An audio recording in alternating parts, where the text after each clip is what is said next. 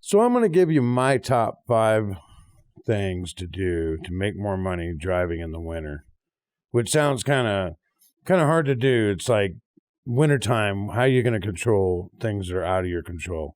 Well, you actually can influence what happens when you drive in the winter, driving a truck to a certain extent. And so my number one thing is, and I'm almost sure that you know what I'm going to say, it's slow down. It doesn't make a lot of sense. Trucks go faster, they get more miles, you make more money. But if you're not moving, then you're not making money at all.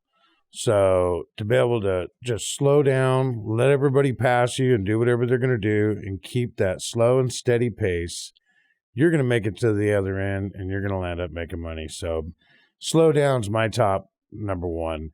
You ask any police officer out on the road or truck driver for that matter, what their opinion is on what causes accidents, slowdowns, and problems. They're going to tell you speed every time. Everybody's driving way too fast. It doesn't matter if it's winter or summer. It's always the same. So my number 2 is be prepared.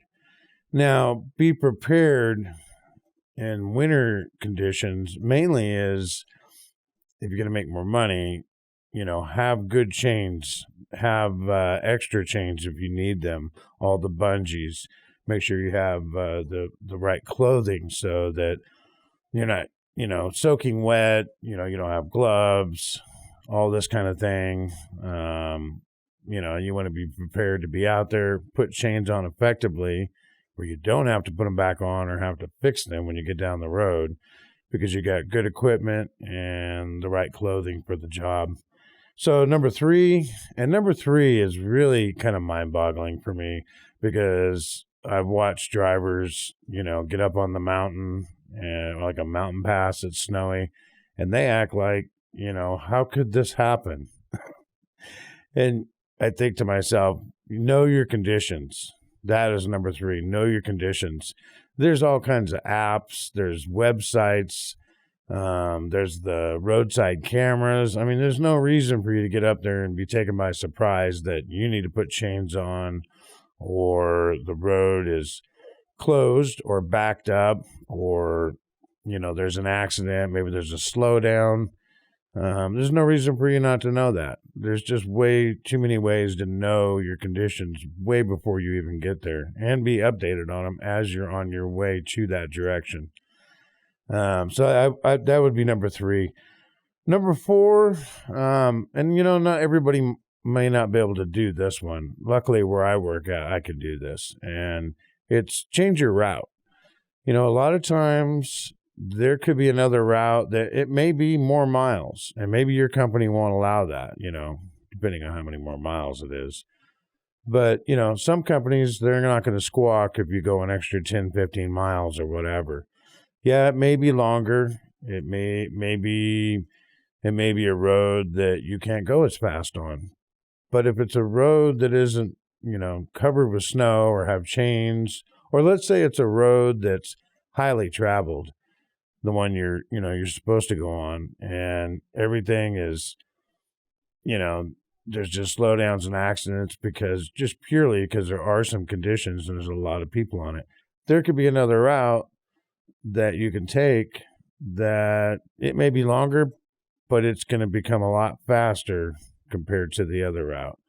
And I've come across this many times where I've drove that extra 15, 20 miles and got there dramatically quicker than, the original route that would have been the shortest, just purely because of weather and just knowing what the conditions are on both roads.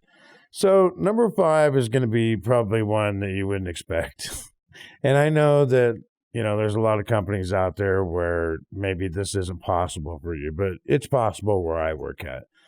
And we get what's called PTO, which is paid time off. We have an average that we make, and you get paid for that when you take a day off. And we accumulate these days as we work throughout the year. And you can take them pretty much whenever you want, unless there's too many people off on that particular day, then they won't let you. But, well, what I mean by take time off is that, for example, right after Christmas and that first week or two of January, it's always hell out there on the road. You're really not going to make that much money compared to if it was summertime, just full speed going over the mountains.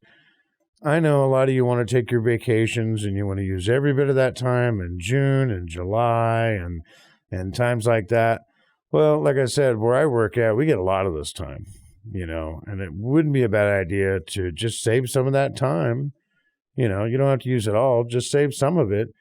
And when that first week or two of January rolls around, those storms are going to hit hard, just take the week off.